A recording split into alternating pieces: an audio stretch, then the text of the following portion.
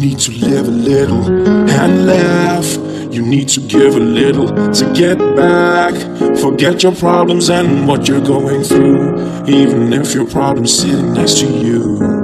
Everybody sitting in this room is a friend. Colored people, Jews and Palestinians, black, white, Eskimos and even Asians.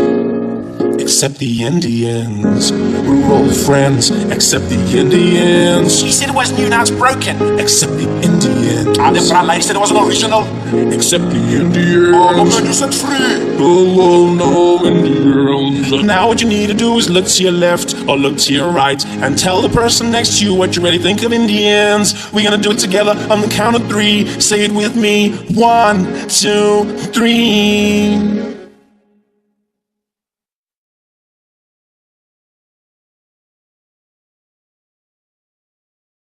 Whatever you guys said about Indians, that's racist. Yeah, that's right, I tricked you. I love Indians. You're racist, you're all racist. Now that we all racist, welcome to the show.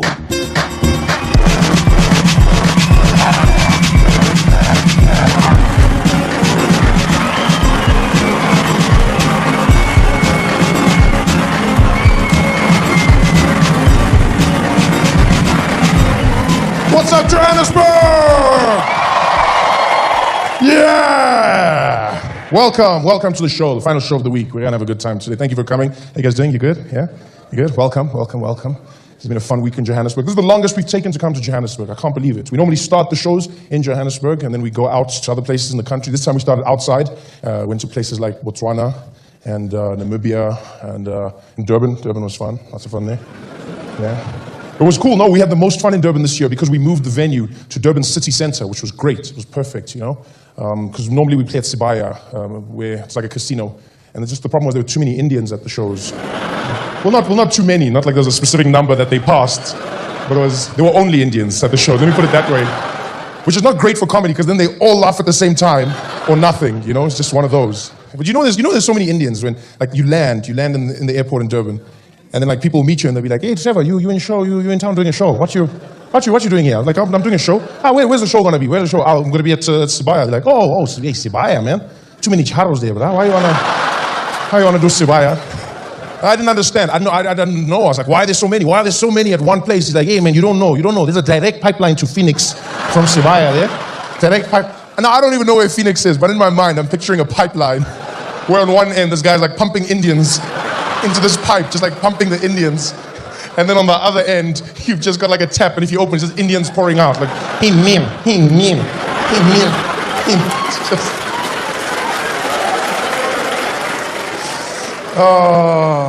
Before this, we went to Pretoria, though. First time in Pretoria, and I've got to tell you, as a person who's always looked down on Pretoria, Pretoria is an amazing place. Very clean. Oh, yeah. Must be the cleaners. Welcome. You guys are doing a good job. Great job. Pretoria is clean and it's beautiful and it's very white. It's very, very white. No, but like white on all levels, more white than I'm used to seeing in places, especially from Joburg. Like I saw white car guards in Pretoria, which is something I've never had to deal with in my life. Just, you know, like I'm pulling the car out and you're backing out, and I see some guy in the mirror and he's like, and I'm like, what is this guy? What does he want? What is he? Beep, move, man, move. This guy's there, like, come on. I was like, oh, I think he's calling me. He must want to talk to me or something. And I got out the car and I was like, hey, what's up, man? He's like, no, I was like, oh, you're calling? I didn't know. I'm sorry, I thought you were calling me. Okay. And I got in the car and I'm pulling out and now I get there and he's standing and I don't know how to pay him. I've never paid a white person in this situation. So I'm there like, so are we, is it EFT? And then I have no clue whatsoever. I don't know how to handle these situations. So I'm glad, Johannesburg, this is home, this is where I'm from. I understand the things here, you know? I'm glad to have it out here on this side of the world. Gold Reef City, brings back memories. I drive from Soweto every day, into town, always see the rides. One day. Plus, it's cool driving here because from my house, there's no e-tolls, which is great. We can't let that thing happen here, guys. No, really, we can't. E-tolls are the most ridiculous thing in the world. You gotta pay. It doesn't even make sense. You're like, why are we paying that? Because the e-toll was very expensive to make. What? So I must pay for the thing that's making me pay. How does that make any sense? That's like teaching your bully how to fight. Come on, stick and jab, stick and jab. I must pay for and the worst thing is how they tell you the stories. They'll be like, you must do this, you must do this, you must get the money, you must do the thing, And they say, they're going to take money from your bank account. That's what they say. They're going to take money from your bank account. I was like, no, don't take money from my bank account. It's fine. Please don't take money. And they said, what we can do is you have a voucher where you load airtime. So you're going to load airtime in a voucher, and then that's what's going to happen. So now you'll have airtime to drive. Airtime to drive your car. And your airtime. Like, it's only a matter of time before people start sending, please fetch me. It's just going to be,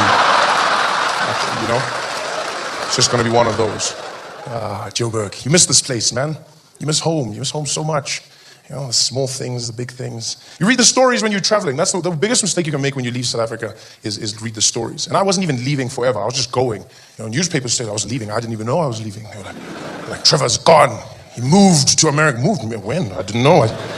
He's gone forever. Forever? This is official? My favorite headline was one that said, Trevor Noah fled to Hollywood. That's what they said. He fled to Hollywood. You don't flee to Hollywood. You go to Hollywood. You don't flee. You flee to Zimbabwe. You flee to Angola. You don't flee to Hollywood. Hollywood is not a fleeing destination. If the likes of Sisulu and Mandela, if they fled during apartheid to Hollywood, we wouldn't respect them the same, They're where we'll fight. Tell them what they for your rights. Yeah, from the streets of Beverly Hills. Like, no, it doesn't work like that. I went there to work. I missed home, and I read the stories, and the stories make you worry about South Africa. You think everything's going wrong out here. Because they don't report the news well, it's sensationalism. Like Maragana, the Lonmin disaster. What? I didn't even know what was going on there. You just read the news, and you're like, what? They shot them for dancing. How bad was this dancing? But it wasn't. It was the police versus the miners, and they wanted money, and it was a sad situation. No one really knows what happened, but everyone has an opinion. I like this. Everyone knows what should have been done. People on the radio, people on the news. These bloody police have gotten out of hand. They're busy shooting people, and why didn't they use rubber bullets? Why didn't they use rubber bullets and tear gas? Because those things don't work anymore. They used it the whole week, and they couldn't control people, so they had to come with ammunition because those guys had weapons. Plus, tear gas is a waste of time. Which strike has ever ended because of tear gas? Where have you ever heard that on the news? And after the police deployed the tear gas, everybody went home. No, it doesn't. It doesn't happen. Tear gas has just become part of a strike now. It's like a little smoke machine. It's just like, it adds ambiance to the atmosphere. It's just, now it just looks like a really violent music video. It's just guys. Tear gas is a waste. I remember seeing this firsthand in Soweto. There was a strike between the residents of Soweto. It was residents of Soweto and the police. And the police were there and they were losing their minds. And the residents were there throwing stones at the police. And at the front of the riot was my grandmother losing her mind. Woo! Woo! 85 years old. Bring it! Bring it! And the police shot tear gas and boom, she was like, ah! I thought she was running away. She ran straight to it, caught the can with one hand. Boom, woo! Ran in the house. Yee! Threw it under the fridge. Boom, boom, woo! So the cockroaches. Vala lapo, vala, vala.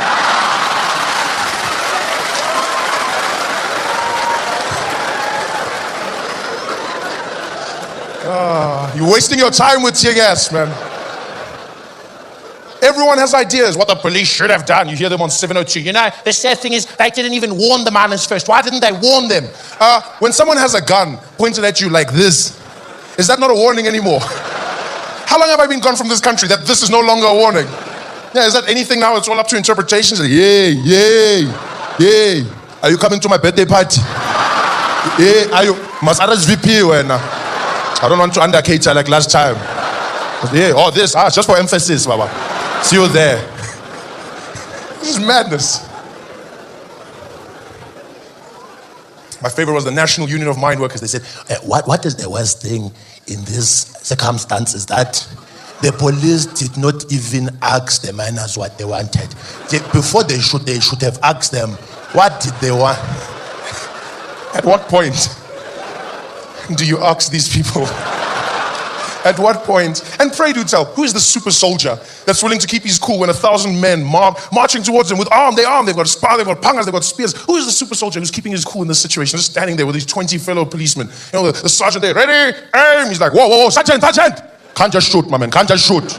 Don't charge, you don't know what these guys want, my man. What's wrong with you, What's wrong with you? Trigger happy, chappy, Want to shoot people, you don't even know. Just because they got pangas and spears doesn't mean they want to do something bad. Maybe they're just expressing themselves. What's wrong with you, man? Go to talk to them. Hey, you, my man. You with the panga. What do you want? No, not you, the other one. The one who's doing this. What do you want?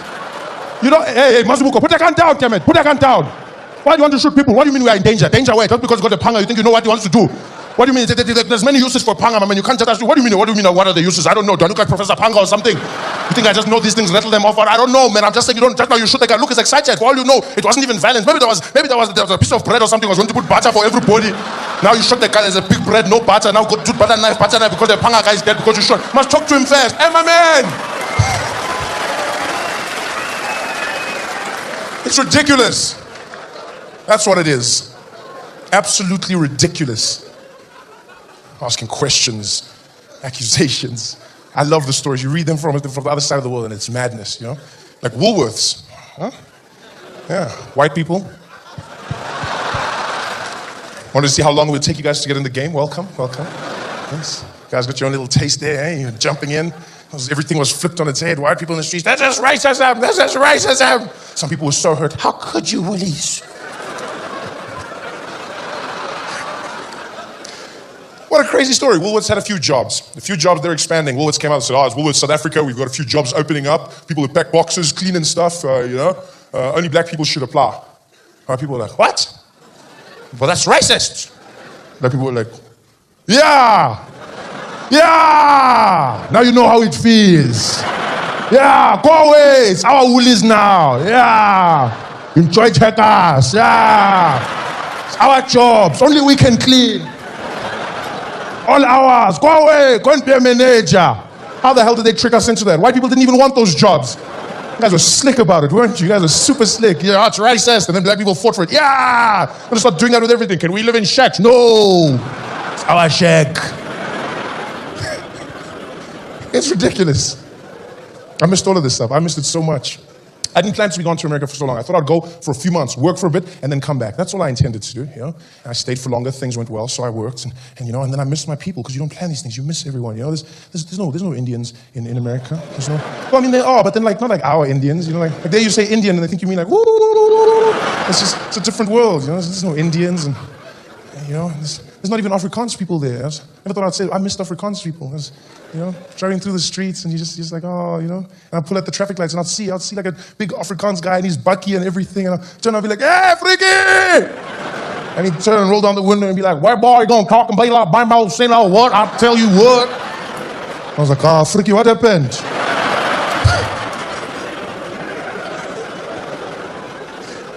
It's just so sad. I miss Afrikaans people. Ever since I found out I had a few Afrikaans fans, I won't lie, I judged early, and then I discovered I had Afrikaans fans. I was in Bloemfontein, and I was doing shows, and I'm walking through the streets, and across the road, I just hear my name. Some guy like, Trevor! And I was like, okay, none of my friends talk like that, so just keep walking. And he's there, he's like, Trevor Noah! He's like, he knows me. Turn around and I see him there. He's like, Trevor, come here. He's a giant Afrikaans guy, young but huge. He's like, come here, man. And in my head, I'm like, okay, run, as fast run. But then I looked and he had those rugby thighs. I wasn't going to get away from him. Seeing what those guys do to Habana, who am I? I'm looking at the guy, I can't get away. He's like, Trevor. I was like, okay, whatever. Just go to him. Just go to the guy. Worst case scenario, I'd work for him for a few years and then gain his trust and, when the time is right, escape and write a book. But that's not what happened. I went to him and I judged him. It was racist of me. I went to the guy and he was actually chilled. He was just Afrikaans. He was a fan. And he got there and he's like, Trevor, man, I must say for you, can I speak Afrikaans for you? Can I speak? And shame, I felt so bad, because he was just nowhere and he was so happy. And I was like, yeah, speak Afrikaans, speak. Big mistake, because I can't speak Afrikaans like he can. So he's like, man, Trevor, I don't watch. Now it's like, I feel like I'm watching note for note, but there's no music. So I don't know anything that's going on. I'm like, he's like, weet je, ze moeten DVD en zo maken. En mijn ma en mijn pa zitten ouders, ze moeten grappies zitten. Ze gaan lachen. Ze van mij zitten, stil kom. You gonna learn. And I was like, he's a fan. And so I don't want him to feel bad, and I don't want him to know I can't speak Afrikaans. So I'm like, yeah, ek ook, yeah. Hey, ek ook, yeah, hey, ek ook. And while we're chatting there, some other Afrikaans guy comes from the other side and he's like, hey, it's like, Trevor Noah, come here, man, give me a photo. I was like, yeah, okay, this guy grabbed me, he's like, hey, there's no much Trevor Praat, what do you want to do with your photo? He's like, ah, man, there's no talk, is your Praat, come, Trevor, come and share some, give me a photo. He's like, hey, I said, come, share the photo, he's like, I want to know for myself. And this guy comes and he's like, look over there, and they grab each other, and the next thing you know, these two guys are wrestling in the street. I'm in the middle of them, shitting myself hard. Because I'm not small, but they make me feel tiny, these giant Afrikaans guys. I felt like Peter de Villiers in the change room. I'm there, panicking. Now I know why he talked like that. He was just scared. I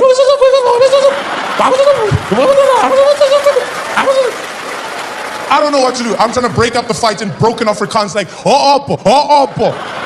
yele, elke iman krede kanto me photo de name. Yele, mune bakleni. I thought I was going to die. So from then on, I promised myself, I said, from now on, I'm not going to speak Afrikaans to anyone. All I'll do is I'll tell people I cannot speak Afrikaans.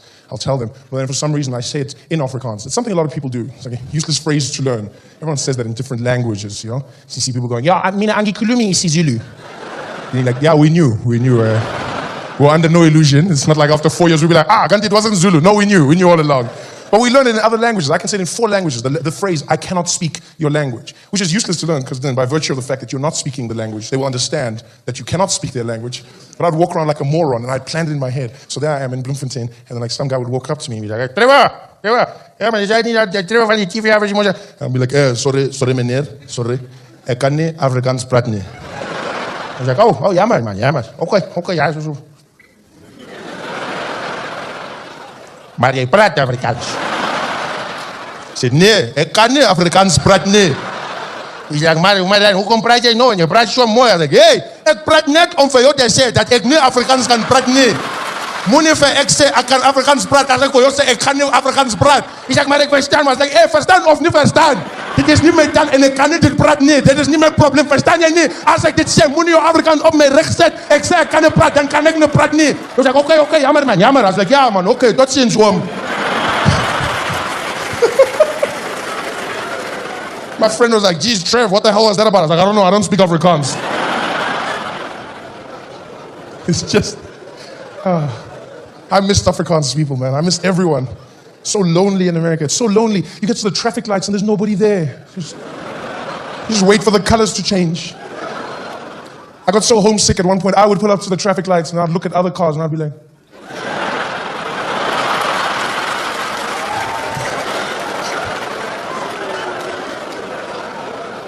you miss your people. There's no colored people in America, for instance. No colored people, no. My American friends were laughing and they're like, dude, this is gonna be amazing, man. It's gonna be the funniest thing ever, man. It's gonna be so funny. You're gonna come out there because there's no colors, dude. You're gonna be black, dude. You're gonna be like super black. And I was like, it's fine. I've done it once. I can do it again. This is fine with me. Like, no, dude, you're gonna be the weird black guy. I was like, what? I must prepare myself. Okay, I'm gonna be black American. Got on a plane. It was an 18-hour flight, 18 hours from Johannesburg to New York. Landed in New York. I was still there. Black American. Standing in the airport. This guy walks up to me. He's like, oye, papi, ya llegamos, pegalo con los tenos. I said, oh, what, man? What? Hey, man, I'm just saying, we made it, baby, we made it. And now that we're here, our kind, we're gonna stick together, man. I said, our kind. 18 hours of flying and I wasn't black. I was Mexican. I get that everywhere I go, you know that? I get that. Mexican, Puerto Rican, Dominican, depending on the hair, depending on the place, depending on the day. I see people in America who look exactly like me. People look like they're from home. I get so happy. You see them walking down the street. I'm like, yeah, away. They lose their minds. They're like, hey, te van a conocer de paisanos, pero los quiero, unos minitos, I'm like, whoa. Hey, whoa. No, I don't speak Spanish. Hey, mi no hablo español. Mi no hablo. One guy got real angry with me, super angry. He's like, what? You don't speak Spanish, man? I said, no, I don't speak Spanish. He's like, you should be ashamed of yourself. That's your culture, man. That's who you are. You don't forget it because you're here now. I said, no, I'm not forgetting it. I'm from South Africa. He's like, what? You? Africa? I said, yeah. He's like, Africa? I said, no, the one next to it. Hey, man, you don't look like you're from Africa, man. I said, what the hell is that supposed to mean? He's like, hey, you look like you grew up in the shade. I was so offended. I wanted to punch the guy, jumped. I was like, my friends held me. I was like, let me go. Hold me, please hold me. He walked away. He didn't even care about us. Guy walks away. My friends were so scared. The American guys were like, dude, Trevor, don't ever do that again, man. don't ever mess with Mexicans. It's like, well, what do you mean Mexicans? Don't mess with them. I should be scared. He's like, dude, Mexicans are crazy, man. They got like this different way of living, dude. They talk different, they live different. They got like these crazy ass gangs with like weird cars, and they got like beautiful women, but you can't touch them, dude, because you come close and they'll stab you. They'll stab your ass, man. And I was like, kalat.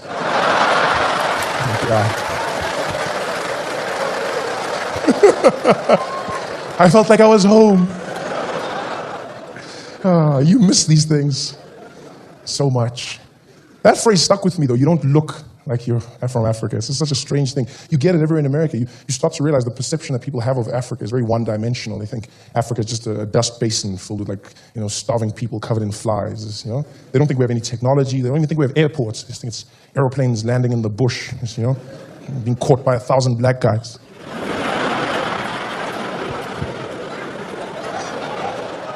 Just the way they talk to you, I was doing a show in Hollywood. It was a lineup show, many comedians.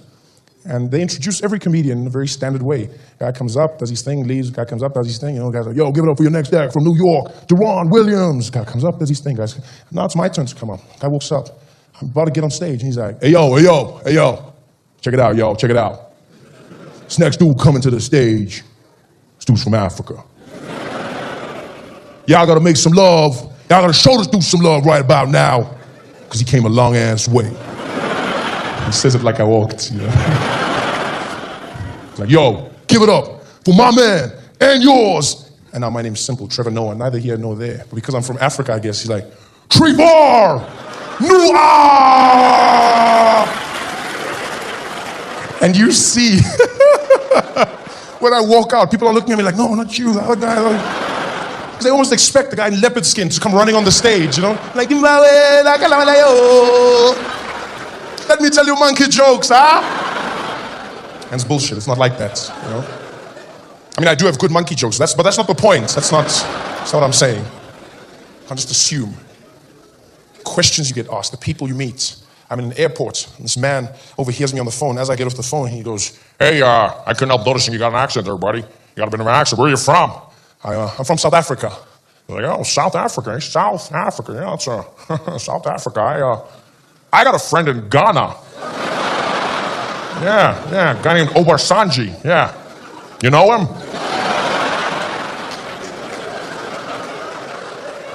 I just told you I'm from a country, not the Big Brother house. He asked me if I know one person. I said, what? I told Obasanjo and he killed himself. This is what are the chances, The best ignorant conversation I had was in California, in a place called Malibu. It's a beautiful beaching community. It's stunning. Everyone goes out there, have a good time. Super rich people live out there. The best beaches, the best waves, and everything. And so I'm hanging out there on the beach because it's free. And while I'm there, there's this California girl, and she's doing her thing, and she's surfing, and I'm just sitting here. I don't do those things. I'm not the surfing type. I'm not even the swimming type. I'm just, I sit here, watch the water. It looks cool. Stay, Those things are very white things. Let's be honest. That's a very anything unnecessary is probably white. That's how, It's just one of like the other day, that a guy who wants to skydive from space. You want to skydive from space? How do you skydive where there isn't even sky anymore? The sky's finished, and you want to jump from there. And they're going to come and tell you these things. You're like, no, black people don't do those things. It's just not in that world. It's not necessary for us. Yeah, apartheid was our extreme sports. We're just no, we're fine. We're resting for now. It's unnecessary. Plus, when you grow up in a black family, you have to learn to live the way you'd like to be seen. You have to die in a certain way, because you want your family to mourn you when you die. White people will cry no matter how you die. In a black family, it's very different. You want respect. If I died while surfing, nobody would mourn at my funeral. If you told my grandmother I died, she wouldn't even feel. You'd come and be like, Mrs. Noah. She'd be like, yo, what happened? You'd be like, oh, Trevor's dead. You'd be like, what? How did he die? He was surfing. She'd be like, yeah? On the internet. No, in the ocean. He was in the ocean. And he, what was he doing there? There's never a bath at home. No, he was having fun. Then he can have fun. Dead. Papa. Surf is for washing. My grandmother doesn't play those games. Nobody would. People go out and they surf and they have a good time and they're doing the whole thing on the water. And, it's the craziest concept to me. Why would you go out into the wild? There's wild creatures that kill you in the ocean, and you're out there on a board. This is you. Nothing protecting you, just on a board. You know, to me, it's the same as going to the Kruger National Park on a skateboard. It's exactly the same. It's the same thing. And what's funny is you get eaten by a lion in the Kruger Park, people will judge you. Yeah, but what was you doing with a skateboard in the Kruger Park? You can't just show me with a skateboard. But then for some reason, if you're surfing and you get eaten by a shark, then people get shocked. And, oh, what happened? Oh, it's crazy. What happened? Oh, I can't believe it. What do you mean you can't believe it? There was a shark attack in Cape Town. We doing shows. This woman comes up to me. She's like, Trevor, did you hear what happened today? I'm like, what happened? She's like, oh, someone got eaten by a shark. I was like, what? Where was this? She's like, in the ocean. I'm like, yeah, but this is right. That's where it should happen. I was scared for a second, but that's status quo, you know? That's what sharks do. Sharks are known for killing. There's no other type of shark. There's no tickling shark. That's what sharks do, and that's where sharks are. That doesn't shock me. You shock me if you come here like, Trevor, someone got bitten by a shark. Where was this? In Hillbrow. Then I'm scared. Then I'm like, because now you don't know where it's safe. Now you're just walking and you never know. It's like around the corner. And for some reason, I'm picturing a Nigerian shark now. I'm just picturing, you know, because even like if they did that, it's like the same shaped head, like, you know, like just like oh man, just imagine like a buff Nigerian shark just waiting. Hey, I go to bat you. Come here so I can bat you. Come here, Come here so I can bat you. That shark won't bat for me,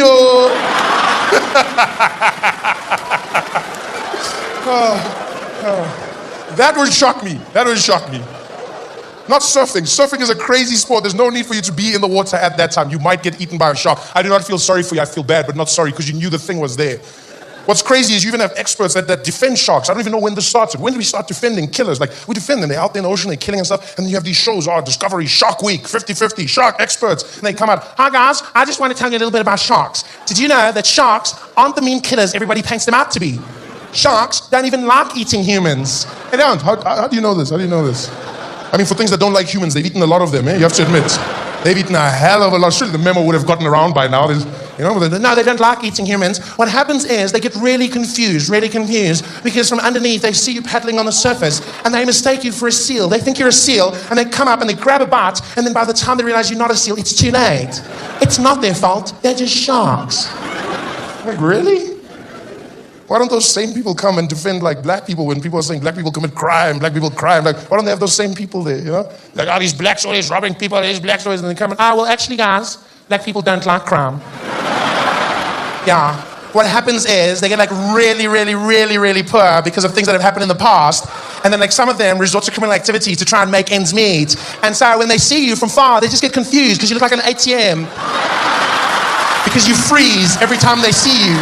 You freeze. And then they poke you and money comes out. Yeah. It's not their fault. They're just poor.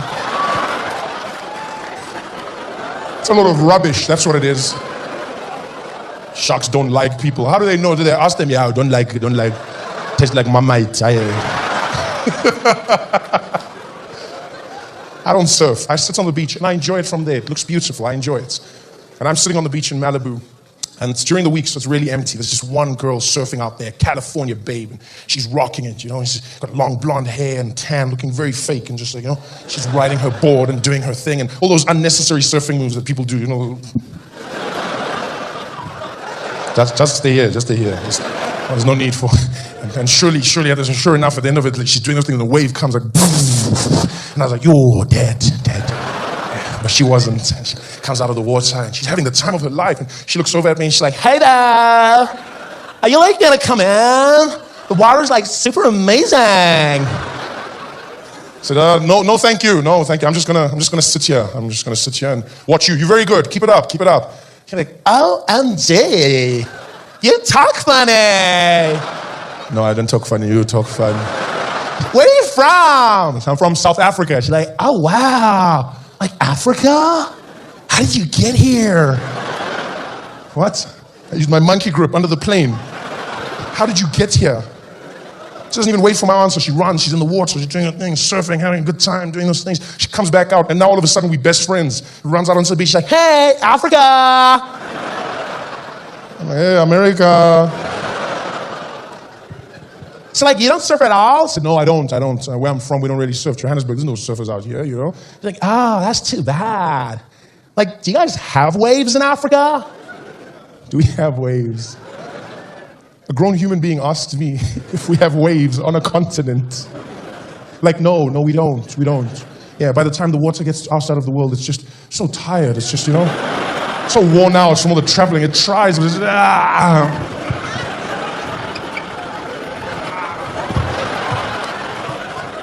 Do we have waves? She's brilliant. She says this and she runs back into the water. And every time she goes out there, it's like she comes back more stupid. It's almost like she's fishing for stupidity out there. It's almost like there is a shark. She's like, ask him this now, ask him this, ask him this. Because she comes back, and I'll never forget this. Till the day I die, I will not forget this conversation. She comes back onto the beach, and she stands next to me, and she's taking off her wetsuit, and she goes, so, Africa, can I, ask you a question? So, yeah, go ahead. If you're, from Africa, have you, ever had AIDS? You know what's funny? Is I wasn't offended by the fact that she said AIDS. But I was offended by the fact that she said, ever had AIDS. Like AIDS is something you could had, like a passing flu, just, Hey, John, I didn't see you at work last week Thursday. Where were you? Oh, bro, I had a bit of the AIDS there. I just hit me hard. I took some Corinza, now I'm back, bro. Ever had. And I know as a child of a continent that's ravaged by this disease, it's my job, it's my duty to educate people when I meet them. It really is a part of who I am. But when you look at someone in their eyes and there's no hope. It's just that old SABC tone. It's like, doo. So it's only two of us, and I'm bored. I figure, why not have some fun? So I look at her and I'm like, yes. Yes, America. I've had AIDS many, many times. She's like, oh, wow, really? Oh, my God. So aren't you going to be, super skinny and dead or something? I said, no, AIDS is not as bad as you think. It's just like chocolate, You just shouldn't have too much at one time. You're just like, AIDS. Oh, too much AIDS. And then you stop for a bit, and then after you're like, more AIDS. You just chill. She's like, wow, is it like chocolate? I said, yeah, you should try it sometime. She's like, no, that's disgusting. Then if it's like chocolate, then it's gonna get all melty, and I'll be covered in AIDS chocolate, and I'll be all sticky, and I'll be all dirty. I was like, yeah, then you just take a shower. No, what do you? Oh no, don't you laugh at my president. Damn you people, damn you. I don't accept your laughter, damn you.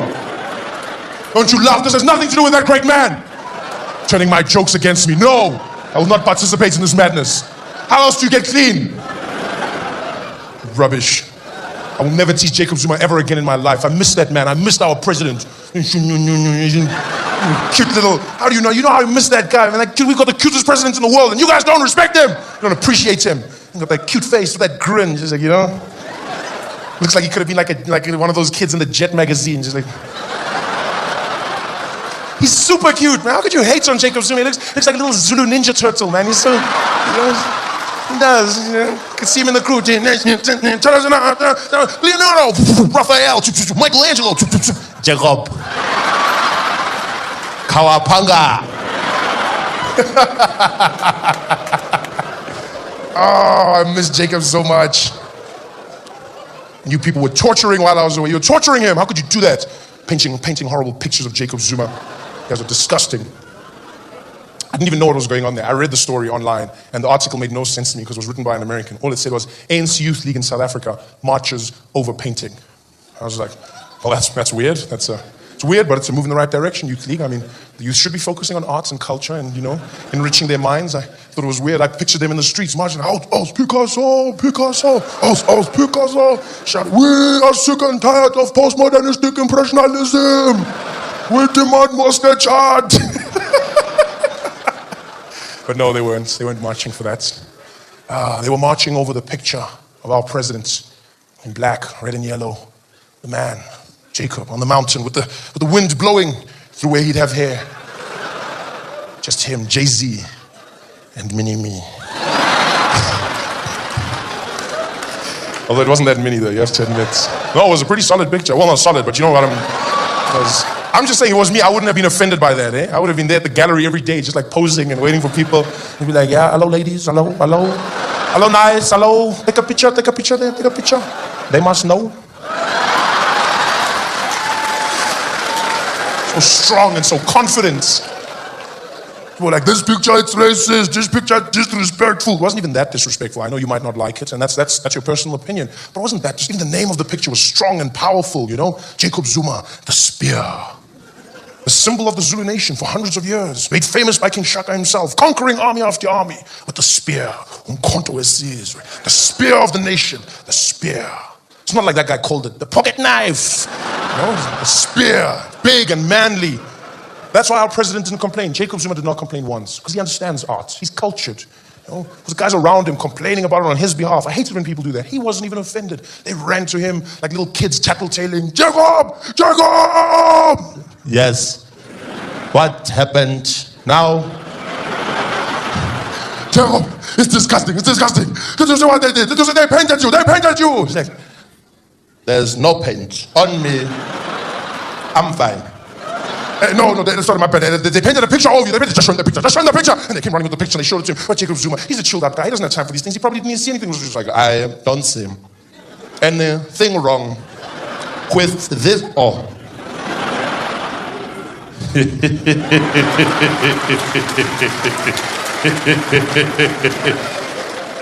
The giggling Casanova has no time for these trivial pursuits.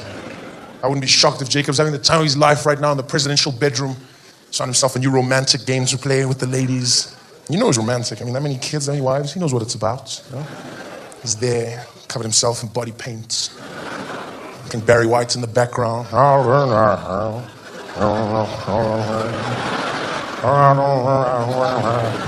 Gets to the bedroom door, looking all sexy. Looking in the door at his wife. Number 2. Are you ready for the spear?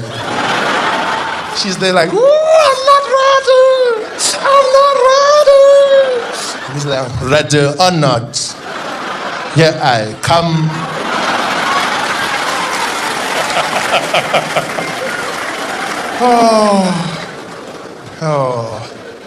I hope I can hide at your houses after this. Oh man, you miss so many things from South Africa. You know, you travel, you miss our people, you miss our politicians, you miss our languages. Language is such a fundamental thing you take for granted, you know? You miss the small things. I was traveling in New York, and I was in one of these really nice shops, and I put on a pair of shoes, tried them on, they're really good looking. And the salesman was like, you like those? You want to grab a pair? I said, how much are they? He said, those are $3,000, sir. I said, $3,000? Yeah. And he was like, yeah, you want them? And I was like, oh, I think. But I didn't say it in a bad way. I just say Fatek in America because no one knows what it means. I just, you know, I run around like, Fatek. You know? So you're like, is that a yes or a no? Is that a, said, oh no, in my culture it means thank you very much, but no. He was like, oh, look at that. You learn something every day from Fatek. Okay. I'm still sure 3,000 people paid $3,000 for a pair of shoes. I'm there shocked. I'm like, what? Fatek? And as I say it, some woman shopping in the corner looks at me. She's like, woo, I know. I've never seen someone so happy to hear that word in my life. Because you miss your language. You miss your language. The pronunciation of words is such a small thing you take for granted. Like, for instance, in America, they don't say words the same way we do, even though they speak English. Like, they don't say orange, they say orange. They don't say New Orleans, they say New Orleans. They don't say forever, they say forever. You know, even words change. That's the craziest thing for me. I was going out for lunch downtown Los Angeles with a friend of mine. My friend David, he's like, yo, Trev, you want to get something to eat? I said, what should we get? He's like, Mexican food, dude. Gotta get Mexican food. Like, I've never had Mexican. He's like, what? You never had Mexican food? I said, no, I don't have, because we don't have Mexicans in South Africa. They never came over. You know? He's like, yo, dude, you gotta have tacos, man. You're missing out. You gotta have tacos. I was like, okay, let's go get tacos. I don't even know what these things are, you know? We go out. It's not even a restaurant. It's just a truck parked on the side of the road. A taco truck. You know this because there's a big sign above it going, tacos, tacos, tacos. So I'm standing in the line waiting. There's a lot of people. It's really popular. I finally get to the front of the line. The guy comes to the window in the truck. He's like, hey, you want tacos? So, well, it would be awkward if I didn't. You know? He's like, hey, I don't know. Maybe you just want a Coke or something. I said, no, I wouldn't come here for a Coke. I came for tacos. Give me tacos. It's okay. How many tacos you want? I said, I don't know what they are. So just give me one. So we say, one taco. Like, one taco coming up. He goes and he prepares it. Does his thing. Comes back and he's like, hey, here's your taco, friend. I said, thank you. He's like, yeah. You want a napkin? I'm like, what? He's like, you want a napkin? And on our side of the world, a napkin is that thing babies wear to hold their shit. He was trying to say serviette. Because tacos, I didn't know this, like a piece of corn that's folded over as like a big chip. Think of a Doritos chip, right? Folded with no flavor. And then they put like vegetables and mince and then gravy. It's like a bunny chow, basically, but then with no support structure, you know? So he was trying to say serviette, which is what everyone in the world says except America, serviette. So he goes, you want a napkin? I said, why the hell would I want a napkin? He says, hey man, for the mess afterwards. I said, for the mess? Is that instant that I'm gonna need a napkin? He says, yo, you never know with tacos, man. 1 minute you think you got it, then it's coming out. I said, well, that's disgusting. He said, no, it's normal. Everybody does it here, man. It's part of the experience. I said, that's the problem with your country, my friend. Where I'm from, that is disgusting. I do not need a napkin. I'm a grown man. I can control myself. He said, hey, what you gonna do? I said, I'll just eat it in the car on the way home. Then I'm safe. He said, hey, then you make a mess in the car, man. Don't do it. Don't be a hero. Just take the napkin. I said, I'm not being a hero. I'm being a grown man. I don't need a napkin. If it gets really bad, I'll just squeeze it really, really tight. He says, yeah, that's the problem. Some people, they don't know. They squeeze it too tight. Then the juice comes spraying out even more, man. It can spray all over you, on your pants and on your shirt. I'm like, oh, my shirt. How the hell does this shit get all the way up to my shirt? What's this thing bouncing on the ground and exploding up all over? What the hell? He's like, yo, you're wasting my time. You want the napkin or not? I said, I do not want your napkins. In fact, I don't even want tacos. I just came for a Coke. He's like, ah! Can't live in that world. I miss home. I want home things. I want to speak my languages.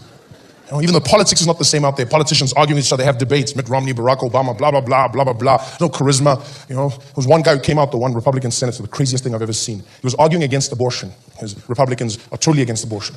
And someone was arguing with him, saying, surely women who have been raped should have the option to have an abortion. This is what he came out and he said this in his speech. True story. Todd Akin, the Republican, came out and he said, a lot of people ask me, Todd, why don't you think women can get themselves an abortion if they've been raped? Well, we all know that women can get pregnant from legitimate rape. And people were like, what? He said everyone was shocked. The country stood, they couldn't believe they were shocked. And I was there and I was like, Julius. Oh, they everywhere. It's not just us, they're all over the world. Yes, many Juliuses in every go. Julii, one Julius, many Julii all over the world. Different shapes, different sizes. I was shocked that he was still in the news when I got back. I mean, he's not even part of the ANC. How is it? He's like the most famous unemployed person in the country right now. Julius is there and got charged with fraud and corruption. Wasn't that a fun story? Who would have thought that the mild-mannered man from Limpopo with millions in assets and a 35,000 rand salary was corrupt? I know, I was also shocked, people. I was shocked. The funniest is how he got caught. He was on radio, he was doing interviews, and journalists asked him, he said, Julius, you sure have a lot of fancy things like Breitling watches and everything for somebody who earns such a meager salary. How do you do it? He said, I work very hard. He said, yeah, but Julius, I mean, it just doesn't add up. It seems a little bit fishy or something. So, if anybody thinks that there is any suspicion, let them investigate. SARS must investigate. The police must investigate. And so they did. That guy doesn't think. Julius. He just runs around causing chaos wherever he goes. Julius Malema to me is like a vuvuzela. That's what he is. He's loud and he scares foreigners. That's pretty much, In fact, I'm willing to bet with you, if we took out his voice and replaced it with a vuvuzela, no one would know the difference. No one, He could still go out and do speeches and make appearances. No one would know the difference. It would be a better place, in fact. He'd get to conferences. They'd be like, next up, ladies and gentlemen, please welcome Julius Malema. And walk up to the podium and be like,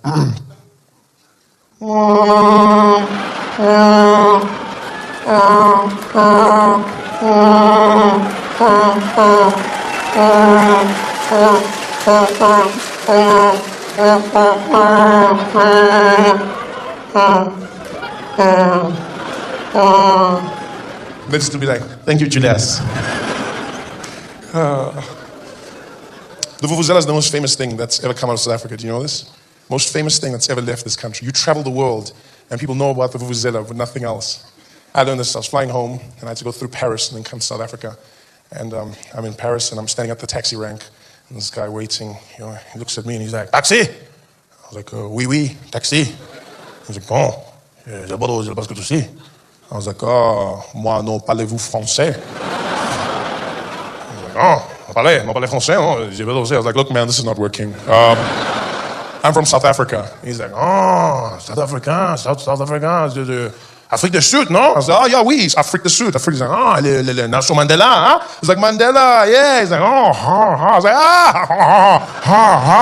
Mandela, Mandela, non, c'est de apartheid, non? Apartheid. I was like, oui, apartheid. He's like, apartheid. I was like, no, apartheid, hey, apartheid, hey, apartheid. I was like, oh, non, apartheid, non, l'Afrique du Sud, Mandela, Afrique du Sud. La vuvuzela, hein? La vuvuzela. And I was like, no, apartheid, apartheid. Oh, so proud. Got home, got to see my family. Those are the things you miss, the important things.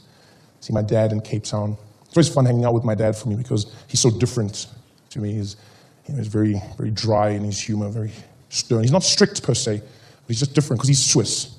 He's not just Swiss, he's Swiss-German. You don't get more precise than that. Everything makes sense, everything is calculated. He doesn't even understand what I do for a living. He doesn't. He has conversations with me. He's like, so Trevi, my friend, tell me, you go to job now, eh? You do the job, is it comedy? What is it, comedy? Like, yeah, I'm a stand-up comedian. That's what I do. Like, yeah. So you're a clown, eh?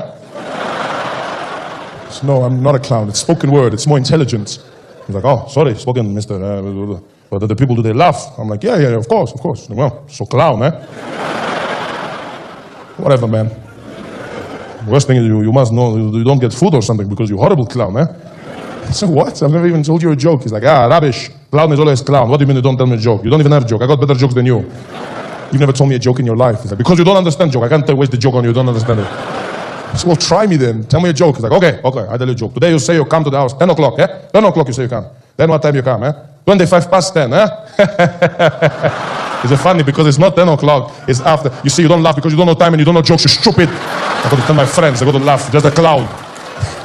It's different. We have weird arguments together, it's so much fun. One day he sends me to his room to look for his watch. He's like, Debbie, you go to my room and look for my watch for me. I say, okay, I'm gonna go check it out. So I look for the watch, can't find it, come back. I'm like, Dad, I can't find your watch. He's like, oh, okay, we go to the shop. So you know what, let me double check. I'm like, what? So I'm gonna double check. No. What is this rubbish now? You don't explain the rubbish. Double check. What is the double check, eh? To check is to make sure, eh? What were you doing the first time then? Eh? That means you don't check. You just go, you play. You come back, you talk. Now you go check, you little shit. You fetch the watch, we go to the shop, eh? You go double check the rubbish. Everything with him. Dad, I'll be there now. What? You got to come twice. You got to give him time. Precise. Swiss. That's the Swiss half of me, you know? That's why I love watches. That's why I love time. And then because of the Xhosa half, I'm never on time. Right? That's the wild side of the family. We don't give a damn about time. On my mom's side, having the time of our lives. Everyone's crazy. Everyone's got personality. They're big. My mom is wild. We got it from my grandfather. Temperance Noah was his name. He was a big, proud Xhosa man. And, he used to be famous in his area in Meadowlands where he lived. And they used to call him Tachiza, where he stayed. This charming, the hot grandpa, loosely translated. And he'd walk around and he'd always talk English to his friends, but only the ones who couldn't speak English. He loved it, Like rub it in their faces, just walk around and be like, oh, Jeremiah, fancy meeting you here, Squire. Look at you, meandering about aimlessly. And I was just like, what does that mean, Grandpa? He's like, oh, even me, I don't know. Just keep working. He just had this thing, it was so cool. And he never treated me the same in the family. I never knew if it was a joke or if it was because of apartheid, because he grew up hard in that game, He'd come home after work and open the kitchen door and the family would be there and he'd be like, good evening, black people. Good evening, master. I was like, I'm not a master, Never treated, he was crazy. Everyone in the family, well, not everyone, because my grandmother is the sane one. Frances Noah, 85 years old. And she's got a wild side, but she's not crazy. She's very witty, smart, small woman, but tough as nails. And her and I, man, we have such a beautiful love and a bond for each other. We just have this thing. Ever since she hit me. Which is normal. This was normal in the family. Grandmothers were responsible in African families for beating the children. Right? Because generally the parents are at work, kids stay with grandparents, and then grandparents hit the kids. Or even grandmother, because generally men shouldn't hit children because they say men hit out of anger, but then women beat out of love. I never felt the difference. All I know is my grand hit me once, and one time only. I don't remember all the details, because I don't hold grudges. I just remember that it was myself, my cousin Bulelwa, my cousin Mlungisi, and my imaginary friend Andrew. And we were playing Doctor, all right? And somewhere along the line, an operation went wrong. This is medicine, it happens. So matches were stuck inside Bulelwa's ear, and she started bleeding. I don't know who did it, I think it was Andrew. So my grand comes home, doesn't ask questions, cleans Bulela's ear. As soon as she sees he's fine, she whips out a belt and whips our asses, like whips out. Then she's like, go to the room, and we all have to go to the room, and we're there in the room like, which is very important. It seems irritating, but you learn this very early in a black family, that crying is one of the most important parts of any beating. And no, because crying can severely decrease how much you get beaten, or it can add to it. You got to know how to cry in a black family. You don't mess around with that. Like, I remember going to a white friend's of mine out, Jeremy. I was shocked. He was so naughty, and his dad came to me like, Jeremy, hey, you got an attitude, boyki, for that. You're gonna get 10 of the best, like 10 of the best. And I was like, what's 10 of the best? He's like, oh, my dad's gonna give me 10 lashes. And I was like, what? You know when it's gonna end? Where I'm from, it's you versus stamina. How much energy does your mom have? There's no games where it's gonna end. 10, yo. You get whippings. That's why the crying was so important. You had to know how to cry. For instance, never cry too early. Never, ever cry too early. You cry too early, then your parents think you're deceitful. They hit you even more for being a liar and for what you did now. Now it's double punishment. You got to time it. You got to wait for the stick and let it come. And as it hits you, then you don't cry when they hear. And you're like, ah! You're like, why are you crying? Why are you crying? Kalelan. And you're like, oh, I thought you were. Sorry. It was a false start. I already thought you. Just think of it like prepaid crying. You can't cry early. You got to cry on time. You wait for the stick. As I hit a bar, then and not too loud. You don't cry too loud. You cry loud, they'll even get more angry. They'll be like, why are you making a noise? Why are you making a noise? And you're like, ooh, oh, tough guy. You don't cry, eh? You don't cry, tough guy. You're like, what? No, why are you making a noise? Woo, tough guy. Then you're like, Then they're like, what? Are you bewitched? Eh? So you got to know how to cry, where to cry. You find the level. You cry at the right level. You make sure. And then the key is to know your different cries. Make sure you know your different cries. There's different things because you cry while you're getting the beating, and then you wait for the pause. You wait for the pause because when there's a pause, you got to jump in with a choking cry. As your parents pause, then you're like,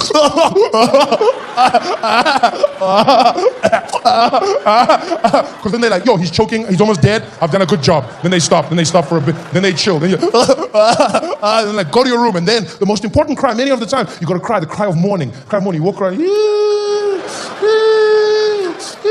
the whole day. That way they see you. They don't hit you again for the same thing. So my grand hits us. We in the room, all three of us. But I'm a kid. I get bored after. I'm like.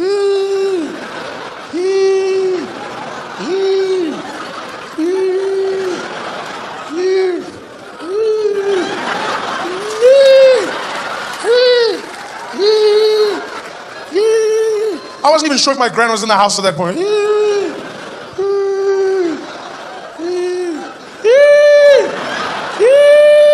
She wasn't there. Like, I'm busy playing with my toys, having a good time. She came back. I wasn't paying attention though. I dropped the ball. I'm like, she walked in the room. I'm like,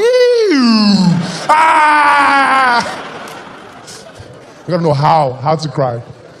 My grand only hit me one time though. One time got hit by my grandmother, and that day was the craziest thing because my mom came home and she found my grandmother crying. Found her crying on the kitchen chair, like the little chair next to the stove, cold stove, and my grandma was there in tears. She was like, ooh, and my mom was like, what's wrong, mama? She's like, I can't hit your child, I'll never hit him again, And she's like, what do you mean? She's like, I can't hit your child. I hit him today for the first time, and he became blue and green and red and yellow.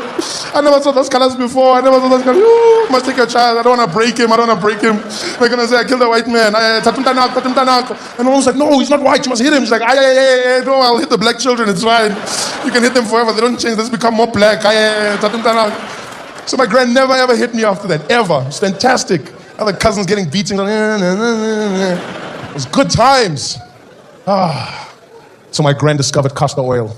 It was the most horrible thing in the world. That you drink that stuff. I don't even think it's for like your body. It's for your hair or something, man. You drink it and you burping oil the whole castor oil. And it was genius because now my grand didn't have to hit me. She just gave me that. And then now you can't be naughty because you need a shit, you know? So you're there and you're busy panicking. Your friend's like, Trevor, let's go throw stones. You're like, yeah, I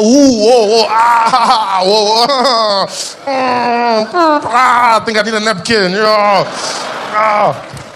It was disgusting. It didn't even take long. You drink it within an hour. It's just like, I think that's why they call it castor, because it runs, Baba. It doesn't play. It's, you know. And I would never be naughty at night, ever. I would never be naughty at night because I knew if I'm naughty at night, then I'm going to need to go to the toilet when everyone is sleeping. And then the worst thing is the toilet was outside. But not like outside here. It was outside. She had to leave the house. And there I'm like 10 years old, walking outside in the middle of the township. It's dark. You can't see anything. There's dust everywhere. And in the darkness, I'll get so scared because the dogs would always scare me. The dogs, like 5 houses away, you just hear like, what are they barking? They're barking at witches. Yeah.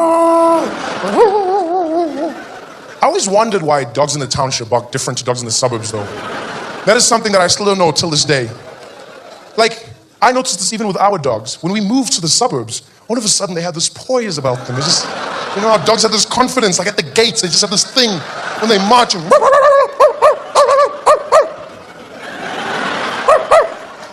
just have this confidence, you know? But then dogs in the township, it's those skinny ones with like the stripes and this weird mixed breed. And, you know, they bark like they're complaining about government. You know?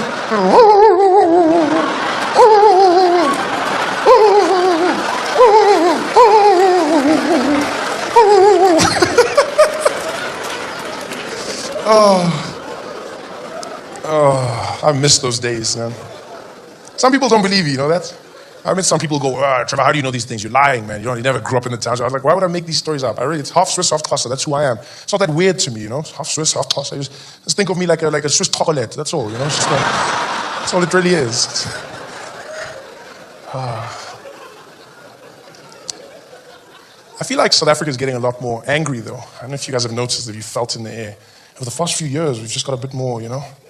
More fights happening, more, you know? We're not growing as a nation, I feel. We're doing really well. Rainbow Nation, Rugby World Cup, all of those things. 2010, we all aimed for it, and then now we, you know... It's time to move, though. It's time to... South Africa's 18 years old, 18 years of a democracy. You know, it means we're old enough to drink now. So we need that drink. We're also old enough to work, old enough to do something, old enough to vote. You know, it's time for a lot of young black people. I feel like young black people, it's time for us to find our struggle now. You know, it's like apartheid, that was somebody else's fight, and now it's our thing. It's time for us to get off the apartheid train. You know, because it was fun. Choo-choo, apartheid, yeah, choo-choo. You know, but now it's time to get off. You know, not forget, though. I'm not saying we forget apartheid. No. Leave the train there. Polish it, say, or remember. Yeah. Don't forget. Because some people are bastardizing apartheid. It actually hurts me, to be honest. You know, you get guys using it as a scapegoat for everything. Politicians caught stealing money. Minister, you stole 200 million. They always come back. Yeah, but the thing with apartheid is that what it did to our people. You're like, no, you stole money, 200 million. Yeah, but if it wasn't for apartheid, then we would have never what? No, that's what you stole. That's what happened. You stole. They just bastardized the thing, you know. People just fight. We've got to move forward, but not get over it. I've heard too many white people say that, you know, recently online, on radio and stuff. You know, people, I'm bloody sick and tired of these people using this as a crutch, man. It's time to get over it. Come on, man. 20 bloody years. Get over it now. No, guys, you don't just get over apartheid. You know, it's not like a tiny little thing you can. It held people back. No education, no jobs. People need to catch up now. So it's not like black people are just going to be like, yeah, apartheid. Woo! Over it. No. You have to work to move forward. You don't just get over it. You know, and then people go, yeah, but Trevor, man, how the hell, you expect us to be patient? You bloody guys have BEE and stuff, man. You're better off than us. You bloody got BEE. No, not better. BEE aims to equalize. Aims to, to try and fix what happened in the past and get everyone to the same level. That's what BEE is supposed to do. And it's not easy. In fact, you got to think of it like this. If you try to understand how it works, think of people of color in this country, black people. Think of black people in this country like Oscar Pistorius, right? We were all born the same. Everyone had legs, right? And then apartheid came, choop, no legs. And black people were like, And for years we lived like that, and then apartheid ended one day. De Klerk came, no more apartheid, it's over. And we're like, yeah. And then people were like, okay, black people walk. And we're like, Can't just expect people to, you got to get into the game. And that's what BEE was. BEE, the finest minds thoughts of BEE was the finest black minds and white minds that came together. So then Indians, of course, because there was money, So there's like, they came together and they figured out how we make BEE work. And that's, so we didn't have the legs, and now BEE is like our blades, It gets us in the game. And like Oscar says, it's not supposed to give you an advantage. It just gets you to the same place. You just want to be there, everyone running together. And they're not easy to use. BEE, we're going to need to understand. Oscar told me, it took long to understand those things. You don't just run you've got to understand. Some people move faster than others. You try and get how the blades work, and that's BEE, and we're working together, And you go, yeah, but Trev, you say you're not better, but then you got those bloody oaks with hundreds of millions and billions. What the hell do you explain? How do you explain those guys? You know what those are? Those are thieves. That's what they are. They're thieves. Yeah, they're not black thieves. They're not white thieves. They're thieves. They steal. They're stealing money and we must catch them. That's what it is. It's not we keep making crime a color thing. No, it's not a color thing. No, it's a crime thing. Because people were stealing back in the day as well, during apartheid. And even there were tenders there as well. Tenders didn't get invented now. There were tenders there, and companies like Sambo and Santam and those guys there, 600 million rand gone missing. Then government were like, hey, Friki, where's the money? He's like, no, I must put the money. There was money. Where's the money, Friki? No, there was a baki, there was the money. And then, hey, Friki, did you steal the money? That's what I can't have a Everyone steals. It's not good and it's not normal, but it's not a color thing. We mustn't make it that, you know? What BE is, it aims to equalize. That's what it does. But then what those guys done, those sneaky tenderpreneurs, what they've done is they've come in and just like that Brazilian guy, they made their blades longer. They made them longer and they put extra shit inside there to give them an unfair advantage so they can cheat and win. And you're like, what are you doing? He's like, yeah, tender blades. That's what those guys are doing. So white people, be sensitive. Don't just say, get over it. Let's move. Let's work together to move. You know, and I'm not saying you must stop complaining. I'm not saying that. You guys must keep complaining, eh? No, you must, because you guys are good at it. You guys are very good. When there's money stealing and there's 200 million Jacob Zuma and Nkandla, you guys must complain because you're the best at that. You keep complaining. We need you for that. In fact, you're so good. You should be teaching black people how to complain. Why don't you run workshops and stuff and just show, because black people in South Africa don't know how to complain. We grumble. That's all we do. We grumble. Something doesn't go right with government, do we complain? No, we're like, government. Government, the houses, the jobs, nothing, government. Then people come, are you going to vote? Are you going to do something? What's the point, Baba? What's the point? Government. No, it's not this. You must learn how to complain. Black people don't know how to complain. You see it in the small things. Go to Checkers. There's some guy standing there buying a loaf of brown bread. He's been waiting for 20 minutes. 20 minutes. Finally gets to the front. That woman there with the eyebrows throws down that sign. Closed. Bah! Does he complain? No. He just stands there. 20 minutes yonke for sinko phela. Just one bread, just 20 minutes. Manje mele ngiye mele bazovala close kunini mile manje yo mele ngibuyele emuva bona le line kude kanti yo trolley one bread 5 trolley manje labantu yazi abantu abekhosiraza 20 minutes lunch break siyaphela lapha emsebenzini zobuya bazozinqoshiwe or mele ngihambe ngilambile la and then someone will come and go, excuse me, do you have a problem? Then he'll be like, no, it's fine. White people will never let that happen ever. You'll see them jumping from 3 people back before that sign even comes halfway down. They'll block it like a kung fu master. No, you don't. Excuse me. No, I don't care. You don't close this thing. We've been waiting here for bloody work. I don't care. You open up this till, you get your manager. I'm not going to wait here. And then you send me to another till. No, that's not how you treat a customer. You get your manager. And now the guy at the back's like, yeah, tell them, missus, tell them. Want my bread. We've been waiting here forever. Yeah. Let's work together. White people teach black people how to complain. Teach them how to complain. And then in exchange, black people will teach you when to complain. Because you guys complain all the time. You guys, like always. You can't just always, like a superpower. You gotta know when to use it. You can't just always be Hulk. You gotta know when gotta know when to just complain when it's not necessary. A prime example of this was what I saw one day. I was coming back from a show, 2 o'clock in the morning, and I was at a McDonald's. And I parked my car, and I'm going to walk in, because the drive-thru doesn't move at that time. We know this. I parked the car. I'm walking past the windows where people order their food. And this guy pulls up to the window to place his order. And this guy is huge. Giant guy. He's like muscles and tattoos and just like shoes, like buff guy. And he's halfway out of his car. He's so big, he had like extra muscles in the back seat. Just like, giant guy. And so he pulls up to the window and he's Xhosa lights. And he's And he gets there and it's 2 o'clock in the morning and it's cold. He doesn't care. His windows are down, blasting music. Whoopah, Gangnam Style. He pulls up to the window. The woman's there like, welcome to McDonald's. Can I take out that, please? The guy's like, hey, Rock, before you take my order, how about next time you guys make it a drive-through and not a park-through, right? And this woman's like, oh, okay. Can I take out that, please? He wasn't letting up. He's like, hey, how about you say sorry or something? You apologize there. Say sorry. She's like, oh, okay. Sorry.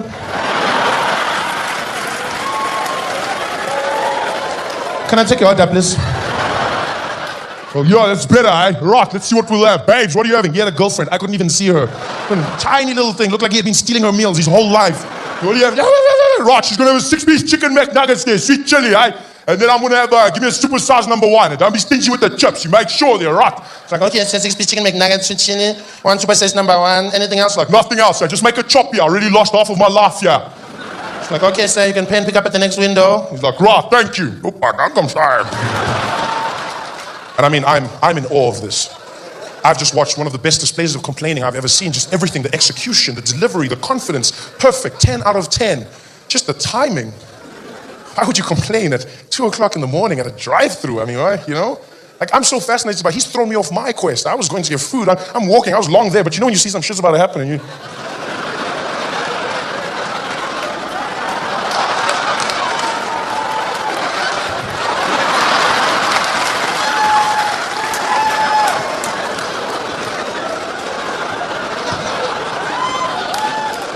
I was fascinated.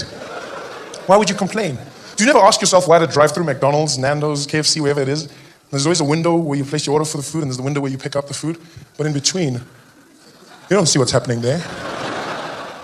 Because that part there, that's where they judge you. That's where they decide your fate. You there being an ass, she just worked a 12-hour shift, she'll show you Gangnam Style. As soon as you drive off, she's there at the microphone like... 1 6-piece chicken McNuggets, chili. 1 super size number 1. Special order. These guys in the kitchen are losing their minds. Special order.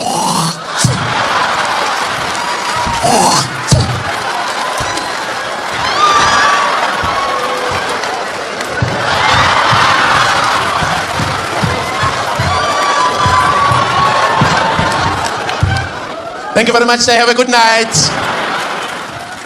Driving away like a legend. Yeah, extra fresh. Can taste the beef. You gotta know when to complain. Work together. I don't know when everything became about race in this country. I know we've got a racist history, but everything can't be about race, you know? Everything's become racist now. You can't say anything without someone accusing you of, oh, you're bloody racist. Not everything is racist. No. If someone steals, call them out. They are saying I stole because they're racist. No, they're saying you stole because you're a thief. Jacob Zuma, that picture was, it's not racist, it's disrespectful. They didn't paint all black people, they painted one man. It's not racist, it's disrespectful. Don't involve us in a fight that has nothing to do with us. People are, yeah, Woolies, you're racist. No, it's not racist. It was stupid. They executed BE poorly. It's not racist, it's stupid. That's what it is. Everyone, racist, racist, racist. And then we forget the real racists. What do we do to them? Nothing, huh? People are racist all the time. Artists, singers, sportsmen, famous, running around, racism, and we don't do anything. We don't even treat them. You look at famous cases like Darren Scott, the radio DJ. What happened there? Guy was at work. He lent a black colleague of his 3,000 rand. First mistake. Even black people were like, gave him the money. The guy didn't pay him back, and he had a history. They had warned him. He gave him the money. The guy didn't pay him. Darren asked him month after month, where's the money? Where's the money? Never came. What did Darren do? Came to work one day, said, where's the money? No money. Said, you know what? You're just a bloody... And then he called him the K word. I know you're going, what? Kellogg's? No. Said, you're just a bloody gaffer! And they sent him home. Darren, how could you say that? And he had to go home for a week to think about what he had done. He was there, and he came back afterwards and he apologized. Good man, he apologized. He said, yo guys, I just want to apologize for what happened. Thank you, Darren, thank you. But, yeah? You must understand, I was really angry because I gave the guy the money and then he didn't give it back to me. And you know, this made me really angry. I'm not racist at all. I was just angry at the time and then I said something I didn't mean and it's not me, I'm not racist, I'm not racist. You are though, you said the things. You can't now blame your anger. You can't condone racism through anger. That's rubbish because then you're one step away from condoning Hitler. Oh, the Jews just made him angry, eh? No, it doesn't work like that. You don't condone the thing. You fix it. Even his fans were phoning in on the radio. Yeah, Darren, I just want to say I'm really proud of you for apologizing and for coming forward. You know, like, I get angry sometimes and we all make mistakes, Darren. We all make, and I want you to know that I forgive you. Yeah? I forgive. Who are you? I forgive. I couldn't believe this. And then we just let the thing, and then it's gone, and then it's gone. And you see it happening again, you see it happening again, you see it happening again. Everywhere you go, people can just say the thing. And then anger, that's what it is. Anger doesn't make racism. I know this for a fact because I grew up in a black family, and I got my ass whipped. My mom used to whip my ass. I was naughty, but she used to whip my ass. And any kid in here that got beatings knows, when you were getting those beatings, you hated your mom. You hated your dad. You hated whoever it was with everything inside you. My mom would hit me, and I'd be there crying. She'd be like, go to your room. She'd be like, and pray before you sleep. And I'd be like, I'll pray, I'm going to pray. And I'd be at my bed in tears and holding my ass still swollen. And I'd get on my knees and I'd pray. Lord Jesus, Heavenly Father, thank you for the day, Lord. Well, I mean, most of it. Lord, thank you so much for waking me up in the morning. And thank you, Jesus, for bringing Jeremy to play hide and seek. That was fun, Lord. Thank you. And Lord, thank you so much for the food, for what we received. We were truly grateful. The chicken was delicious. And thank you for the beetroot. I love beetroot. Yo, Jesus, thank you so much. The beetroot was nice. And another thing, Jesus, please kill my mom, Jesus. Jesus, please just kill my mom because she's crazy and she's trying to kill me. Oh, yeah, Jesus. I don't know if you saw today, but she was trying to kill me. She's mad. You need to kill her. And I know she's crazy. I know she's crazy because today she hit me and she hit me so hard. And then she said it hurts her more than it hurts me. But I mean, if that was the case, why didn't she stop, Jesus? Why didn't? Because I was ready after one, Jesus. I was ready. And she just carried on. So she's crazy. You need to kill her, please, Lord. You need to. Because in the Bible, Lord, you said there, you said, suffer little children to come unto me. And I'm suffering, Jesus. I'm suffering. So please, Jesus, just kill my mom, Jesus.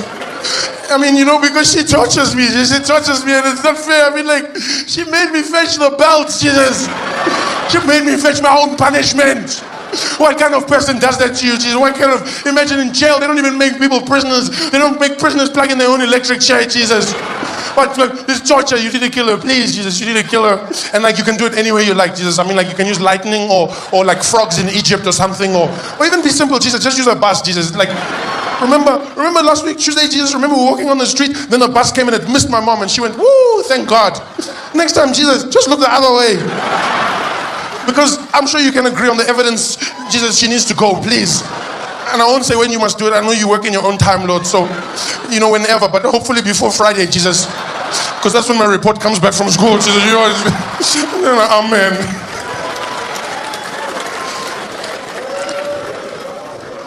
That is how much I hated my mother at that point. Hated her. But at no point did I say, I hate her, I hate her, I hate her. That kafir. No. Anger doesn't make you racist. You have it in you. We're supposed to fix it. You send your way like alcoholics and drug addicts, to like Racist Anonymous. We should be fixing these things, Talk about it. Go there and have meetings. Hi guys, my name is Darren, and I've been a racist for a while. Hi Darren. It's been really tough for me. I don't know when it started or how, but I just felt it coming on, and I'm recovering now. Things are really good. Sometimes I feel myself slipping. I'm tempted. If I'm at the traffic lights and those guys come and want to wash my windscreen, it's already clean. I mean, they see it's clean, and the guy tricks me, he walks past, and I'm not ready, and he sprays the thing, and and it's just, now it's more dirty than when I left him, and now he knows I can't, I've got to give him, and I feel like I'm being blackmailed. Well, not black, sorry, I'm recovering. I've even got a black friend now, which is great, and a real one. He doesn't work for me or anything. He's just, he's a cool guy, and this is, me in recovery. It's been 7 months now, and I haven't said the word kafir, so, sorry guys.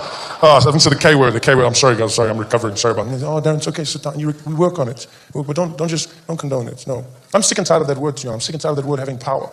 Any asshole can just come along and then shout the word at you and then spoil your day. No, it's a lot of rubbish, that's what it is. Because you travel and you start to realize that the word should mean nothing to you. In South Africa, the word should mean nothing to us. Kafir, I can say the word 1,000 times, I don't care about it. I'll be asleep tonight, like,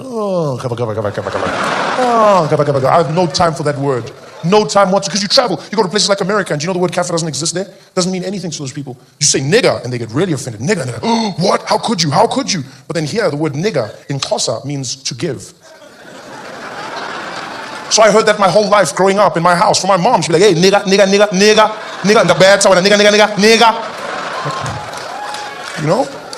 So if the word means nothing there, and then it means something here, surely there's something we can do about it. Plus here it means the wrong thing. Kafir never meant black people. I don't know how we got tricked into that. The word kafir comes from the Arabic word kafir, meaning one that does not believe in God, an infidel. And by God, they mean Allah. Muslim extremists still use it today. Kafir, that's what they call people who do not believe in Allah. And that's what happens. Many years ago, they came to South Africa. They found South Africans here, black, white, Indian, colored, and they asked them, they said, do you worship Allah? And we were like, no. Got another guy there? You want another guy? And they were like, what? Kafir! And white people like, I think he means you guys, eh? I think he, shoot. That doesn't sound like my kind of thing, eh? Yeah, I'm cool. No, I'm a decaf, eh? No, thanks. How the hell did that happen? It meant everyone, black, white, any color, it meant everyone. Then I was thinking, so then if the word meant everyone, we should fix it to re-mean that. Some people go, yeah, but to get rid of it, you just got to stop saying it. No, it doesn't work like that, because someone will always say it. They always say it, and then they're going to hurt someone and do it again. In America, it's interesting. Black people use the word for themselves now. They say it with pride. Before, people were like, you bunch of niggers, you damn niggers. And black people came and they were like, yo, give me that shit. That's my nigger now. But then some argue that because they use it for themselves, it's still a form of racism. So how do we fix it? I was thinking, then I thought, maybe what we do is we say it's the other way around. Like, so now black people have to say kafir to white people. But that's not nice. That's reverse racism. You're not fixing the thing. So I thought what we do is we make it positive. We make it mean something totally different. Yeah, but Trev, come on, that doesn't work. You can't just, everyone knows what it means. No, the words change all the time. They do. Yeah, look at napkin. One side, nothing. Yeah, and you go, yeah, but it's a negative word. Negative words we all know, not true. The word fag in America is a derogatory term for gay people. You bunch of fags, you're a fag, it's a bad word. You go to the UK, and the word fag is what they use to call a cigarette. Yes, I wish I had a fag in my mouth right now.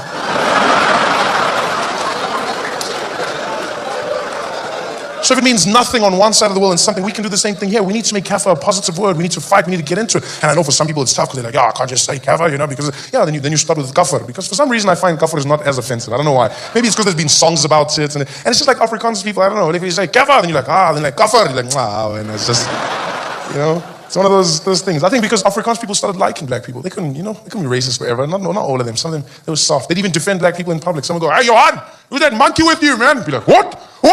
Don't you dare call us kafir a monkey, you bastard!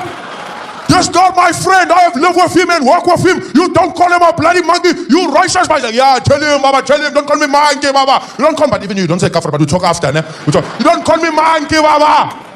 It's like a weird... When words lose their meaning, we get power over them. So I think we need to change it. We need to launch it in South Africa. Make it a positive word that we say to each other while smiling, like a good thing, like in the streets. But you have to launch it. It has to be official. You can't just do it randomly because then people get hurt. So we need to launch it. Like basically we need like National Kafir Day. That's what we need. Like National Kafir Day. And the whole country we celebrate. And on this day, everyone in the country must call each other that word. Everyone. But with a smile, with love, with joy. It starts at home. Old Afrikaans couples waking up in the morning. Ooh, morning, Liffy, morning. How did you sleep? She's like, ooh, I slept so well, my Kafir. So well. It becomes a term of endearment. We drive in the streets that day hooting. Beep, beep, beep, beep, hey, Kafir! Waving at each other, Kafir! You pouring petrol, let me get a full tank. You got it, Kafir. That's part of the thing. We smile, it becomes joyful, it becomes a wonderful thing. We sing about it, because we love songs. Instead of we like heal the world, those songs, we make one of those. Everyone's singing, we love the Kafir. Yeah, we do. We also celebrate, get famous people involved, like Danny Kaye. He loves doing those things, that guy. So you get Danny Kaye, and then he's like, like when they approached me, I knew this was the right thing to do. And it'll work perfectly. Danny Kaye. K for Kafir. You see? Perfect. So now we got Danny Kaye in there, and he's doing his thing, and then like the lead singer of the group can be like some colored girl from the Wooden Mic and Idols, and like,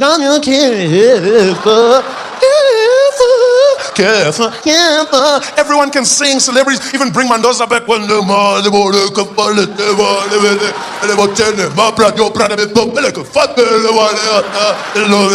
everyone, now we're singing together, we're having fun together. It becomes a beautiful thing. We say it with joy in our hearts. The children are the key. We have to teach the children. For old people, it might be too late, but for the children, we can teach them a new thing. You can teach them the word means something totally different. You go, Trev, you can't trick the kids like that. You'll be shocked. For years, colored kids in the country grew up thinking that a dog is called a wow wow. So anything is possible.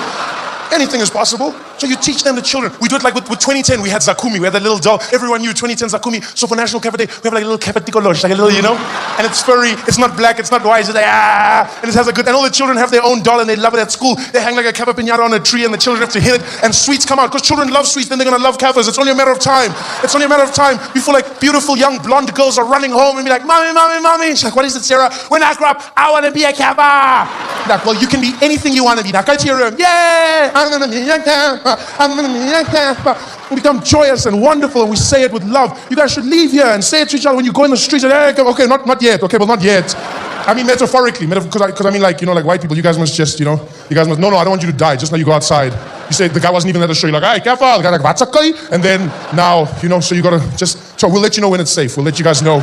We'll let you in slowly. We'll have a pilot program amongst ourselves, and we'll let you know how it works. And we'll bring you in slowly, like Kafir BEE, So then we'll bring you guys. It'll be like your program, and we work together, and we do the whole thing, Because I know, like, it's not like every white person was racist. Some of you are going to have to be taught as well how to use it, because it's all about us. It's our word. And you got to say it to yourselves, like those buff white guys in the gym. They're busy lifting weights. Look in the mirror. You start with yourself. Be the change you want to see.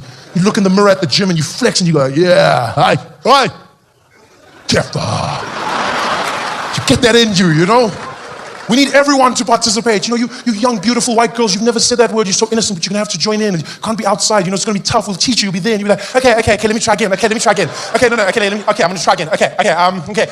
Have a good day. Oh my God. I can't. No, I can't. I swear, I can't. Okay, let's try again. Okay, have a good day. Oh my God. This is scarier than the time I kissed that black guy. Okay, let's go again.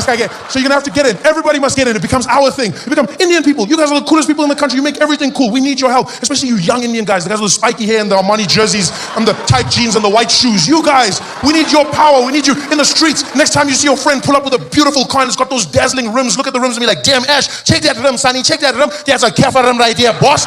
That's a Kafir. Never seen a rim like that in my life, boss. You check that son. You check. It becomes a thing of pride. It becomes proud. Black people, don't let that word own you. It was never you, should never be. You own the shit out of that word. I've been called that many times. Someone shouts, "Hey, Kava," you go, "Yeah, even you, Kava." They're like, what? You do own it. Own it, you beautiful black woman. When you're out on Friday nights and you're about to go out with your girls, you're getting dressed in front of the mirror. You're looking for that sexy outfit. You're like, you're like, "Hey, girls, how do I look? How do I look, girls?" And you're looking sexy. Your girls must look at you and be like, "Damn, girl, looking like a curveball." Johannesburg, you've been amazing. Thank you for coming out. It's the end of the run. I love you. Good night, couples.